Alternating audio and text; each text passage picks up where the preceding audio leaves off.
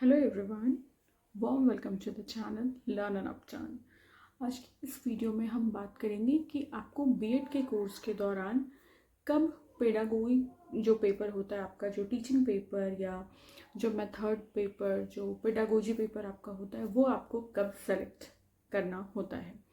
तो देखिए, सबसे पहले जब आपने बीएड में एडमिशन लिया तो आप एडमिशन किस सब्जेक्ट में लेंगे। जिस सब्जेक्ट में आपने ग्रेजुएशन में ऑनर्स किया है, यानी जिस सब्जेक्ट से आपने ग्रेजुएशन किया है, आप उस सब्जेक्ट के बेसिस पे एडमिशन लेंगे बीएड में।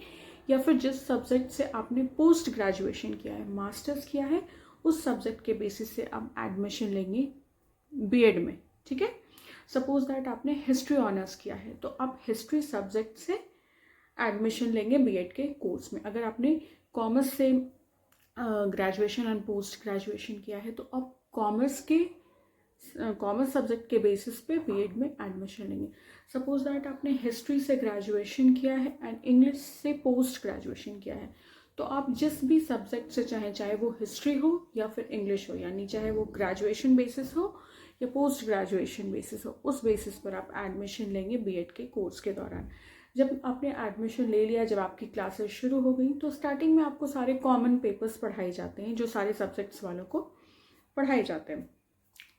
आफ्टर कपल ऑफ मंथ्स आपकी जो मेथड पेपर वाली मेथड पेपर की जब पढ़ाई शुरू होने वाली होती है, यानी जब माइक्रो टीचिंग का टाइम आता है कि आपको कॉलेज में 1-2 महीने के लिए माइक्रो टीचिंग करना है, देन फिर टीचिंग प्रैक्टिस के लिए जाना है, उसके कुछ टाइम पहले, मतलब एडमिशन के 2 से 3 महीने के बाद, हर जगह का ये अपना अलग रूल है, आपको लिस्ट ऑफ सब्जेक्ट्स दिया जाएगा कि पार्टिकुलर सब्जेक्ट के अंदर कौन कौन से सब्जेक्ट को आप पेयर कर सकते हैं।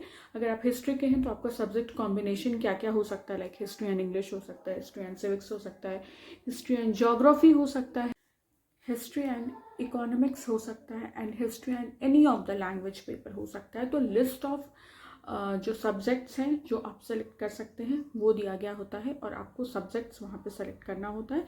इसमें कॉलेज और कॉलेज मेंटर्स भी आपकी बहुत ज़्यादा हेल्प करते हैं। लाइक मेंटर्स आपको बेसिकली गाइड करते हैं।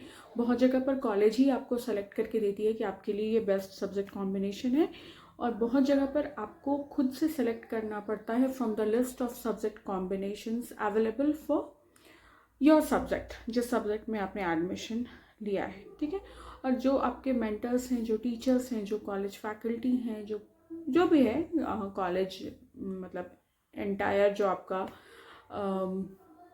प्रिंसिपल टीचर, जो भी लोग हैं, वो सारे लोग आपको हेल्प करते हैं in the selection of the best subject combination for you.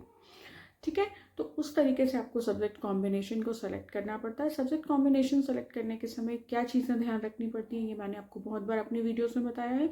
एक बार फिर से मैं शॉर्ट में बता दे रही हूँ। जो सब्जेक्ट आपने पढ़ा है अपने आइदर इन योर ग्रेजुएशन और इन योर पोस्ट ग्रेजुएशन, आपको वही सब्जेक्ट सेलेक्ट करना है। अलग से कोई भी सब्जेक्ट आप सेलेक्ट नहीं करेंगे। लाइक अगर आप साइंस स्ट्रीम के हैं तो साइंस में ही आपने जो सारे सब्जेक्ट्स पढ़े हैं उनमें से ही आपको 2 सब्जेक्ट सेलेक्ट करना है, आइदर फ्रॉम ग्रेजुएशन और पोस्ट ग्रेजुएशन। आप आर्ट्स या कॉमर्स स्ट्रीम से सब्जेक्ट नहीं सेलेक्ट करेंगे। अगर आपको सब्जेक्ट सिलेक्शन में प्रॉब्लम हो रही है कि कौन से 2 सब्जेक्ट्स आपको रखने चाहिए, या आपको कन्फ्यूजन है कि ये 2 सब्जेक्ट्स रखना आपके लिए सही रहेगा या नहीं, तो आप कॉलेज की फैकल्टी, जो टीचर्स हैं या जो प्रीवियसली आपसे पहले जो आपके सीनियर्स बीएड कर चुके हैं वहाँ पे, उनसे कंसल्ट कर सकते हैं, उनसे हेल्प ले सकते हैं। टीचर्स आपको डेफिनेटली हेल्प करेंगे कॉलेज में, बट आप बाकी लोगों से भी हेल्प ले सकते हैं। ध्यान में ये रखें कि आगे आपको जिस सब्जेक्ट में टीचर बनना है वो सब्जेक्ट को ज़रूर रखें अपने सब्जेक्ट कॉम्बिनेशन में। तो बेसिकली ये वीडियो बनाने का मतलब सिर्फ ये था कि कैसे सिलेक्शन वाला प्रोसेस होता है, वो आपको एडमिशन के कुछ टाइम के बाद कॉलेज के द्वारा ऑल्टरनेटिव्स दिए जाते हैं। कुछ कॉलेजेस में, जैसा कि मैंने बताया, कि वो लोग खुद से बेस्ट कॉम्बिनेशंस बनाकर आपको दे देते हैं, बट इफ़ अगर आपको उसमें कुछ फ्लॉज लगता है तो आप डेफिनेटली बोल सकते हैं कि मैं इस सब्जेक्ट की जगह ये सब्जेक्ट रखना चाहता हूँ या चाहती हूँ as your subject combination paper 1 and paper 2।